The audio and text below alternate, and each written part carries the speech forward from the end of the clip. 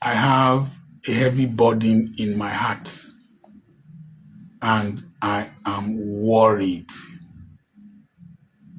My nation is sinking, and just like the Titanic, the elites are whining and drinking, but we are about to hit an iceberg, and there are not enough life jackets, there are not enough lifeboats, because the builder of the Titanic in 1912 said that even God cannot sink this ship over confidence and over assumption. Nigeria is sinking. I know why. I have the right to say that. I was born before independence, and I enjoyed the good of this nation. It was the good of this nation that has made me who I am today. That as the son of a refuse collector, I could go to medical school. The best in the Commonwealth as at that time, or one of the best. I could go to one of the best secondary schools in the world and one of the best higher schools where I did HSC, Federal Government College Warri. I schooled with the children of the elites. I ate like an elite, and I had the best of this country. That's why I have stayed. That's why I have invested so much here, and that's why I am talking. In those days, we could travel to the UK just with ID card to do part of our posting in Guy's Hospital, London. I didn't go, but my classmates went. They didn't need a visa. Today, our children are crossing the desert to go pick tomatoes in Italy, and a lot of them are drowning. Today, our passport is treated like trash. And to travel out of this country is as if you want to escape from hell. The number of documents you need to submit, the investigations you need to go through before you travel out of this country is like you want to enter heaven from hell. It's painful.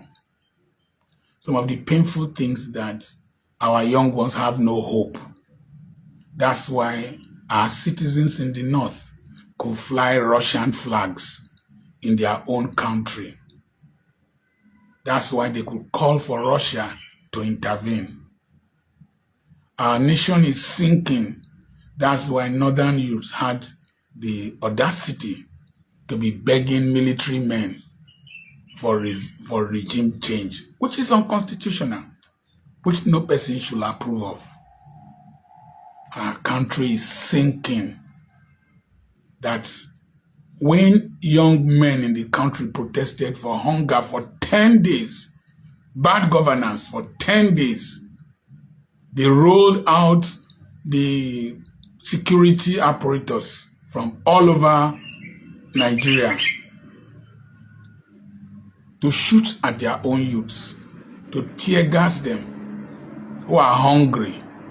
But just after that, a country that has very few medical doctors to take care of 200 and something million people, medical students were traveling for a conference in Enugu. They were kidnapped by dirty illiterates. We don't know where they are, and they are demanding for money. It is sad that a former commissioner, the wife of one big lawyer in my state who wanted to be a governor, I just use wife because she still answers his name, was kidnapped in a church and a ransom was demanded. Nothing is sacred in this country. A commissioner with his wife and his aide traveling by road to Abuja for the wedding of the governor of Anambra State were kidnapped. The aide was killed. Like the one in Delta State, the security man was killed, and they've just been released. It is sickening that a medical doctor in the eye hospital in Kaduna, that people went to the hospital premises, their residence, and carried a doctor, his wife, and the nephew. And for more than 7 months, they have not been released.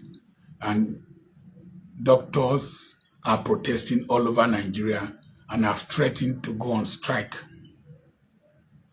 It is sickening to note that the same policemen who were mobilized to tear gas their children, to tear gas their wives, to tear gas their parents, started protesting in one of the South states for their salaries that have not been paid. Imagine policemen protesting. That's security, dysfunctionality. I was watching on television the biggest yam market in the world, Zaki Biam, where Major General Malo comes from, is desolate because the farmers can't go to the farm. They can't access their farms. It is sickening that Ayati, a community in Benue State, was invaded and several people killed. They've not seen some of their corpses till today, and the town is empty. It is sickening that several parts. I was discussing with a Hausa man who is from one of the states in the north. He said Fulanis have driven them from their communities. They can't access their home towns. That foreigners are now occupying our land, and we have a military that swore to protect the integrity of this country. It is sickening that you can't travel our roads. Our roads are terrible. I've not had electricity here, public power supply, for days. I generate my own power. I've not had public water supply since I came to this town 24 years back. I generate my own water. It is sickening that when you go to hospitals, you are told to buy everything, including bandage and plaster, and syringes and needle. It is sickening that a nation that is one of the greatest producers of crude oil sold their oil in advance to borrow money and squander.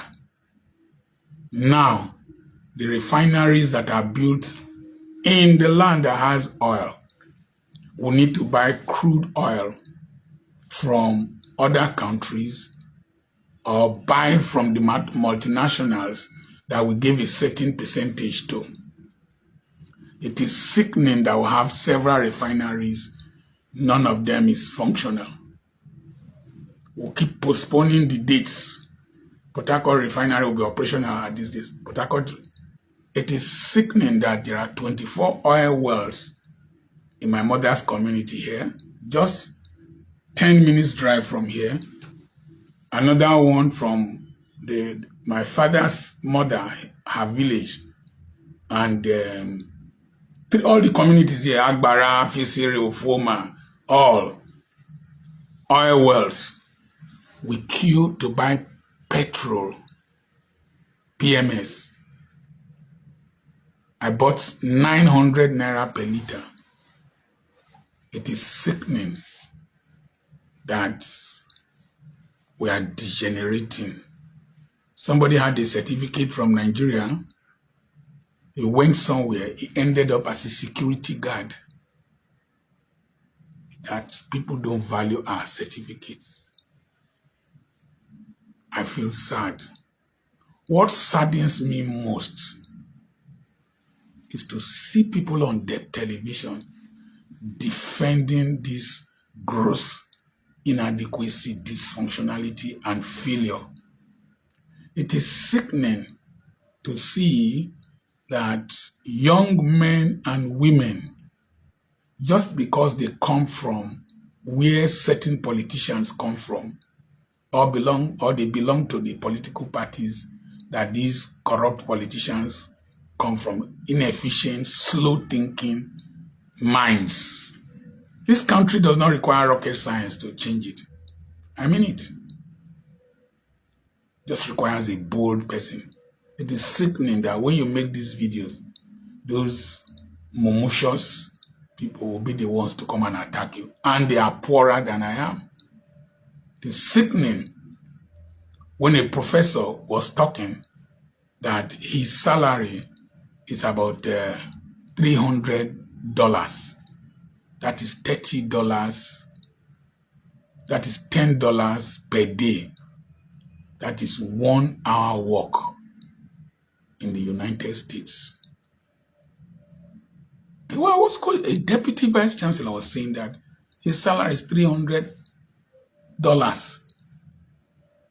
a month. I don't know of his allowances, but a senator is taking home 21 million naira every month. They have impoverished the intelligentsia. No wonder INEC, the returning officers and all that, who are professors, can rig elections for politicians because poverty has been weaponized against them. It is sickening that the judiciary is being investigated because of abuse of the judicial process. It is sickening that we live in a country where when you wake up, it is frustration, bad news that wakes you up. It is sickening that the so-called men of God, God's generals, are mute, even those who protested before. It is sickening that they are now friends and parasites on those who are destroying this nation. And when you talk, people will say that you are attacking their GOs. Do you have common sense? Do you have common sense? Do you have common sense? It is sickening that we have all this prosperity gospel and only about 4% of Nigerians have 500,000 naira as savings in their accounts. That is less than $400 in their savings accounts. And every day we are sowing seeds. Every day they are telling us the secret of divine wealth. And we are seeing outrageous banners all over the place.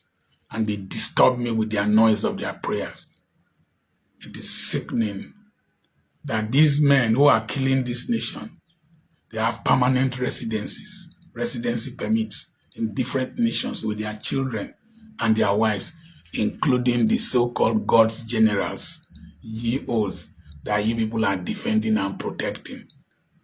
Sickening that when the bad governance protest was about to come, our legislators, our politicians started fleeing away. Sickening that our presidential jets could be seized in France. Our nation is sinking. Who will save this great nation? With great minds, great talents. We went for Olympics, we didn't come with any medal. And somebody drew a cartoon that we were called to come and say the closing prayer. Somebody carried a big Quran and a big Bible. Religion has become the assassin of the intellect of the average Nigerian. Who will save this my wonderful country?